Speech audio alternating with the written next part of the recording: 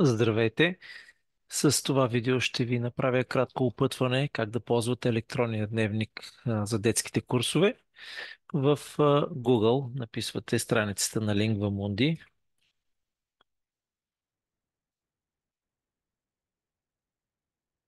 и отваряте сайта. Като се зареди сайта, горе в дясно има бутонче Вход в профил.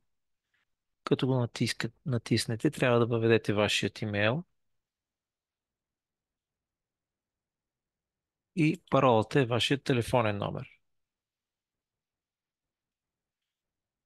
При натискане на вход трябва да се отвори страница с името на курсиста. Ако се зареди страница, която е същата, това означава, че не са въведени коректно данните.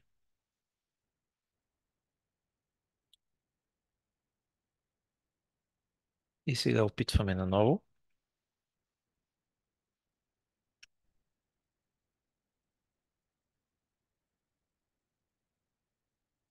И виждате, че се зарежда страницата и отгоре пише името на курсиста.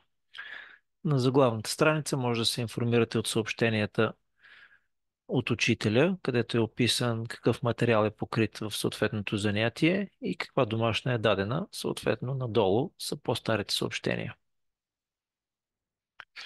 Второто важно нещо е бутона видео уроци. Там има записани уроци към всеки един юнит, към всеки един урок от вашия учебник. Второто видео представлява тези уроци. Като от бутончето с чертичките в дясно горе може да избирате кой точно урок от 10 да гледате. И това е за тези уроци. Друга важна функция е, че от бутона сертификати може да видите сертификати за завършили вече курсове. Бутончето награди може да видите какви награди или пък съответно забележки е получило детето по време на курса.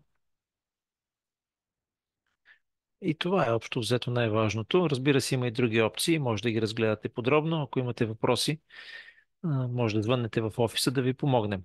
Благодаря ви за вниманието.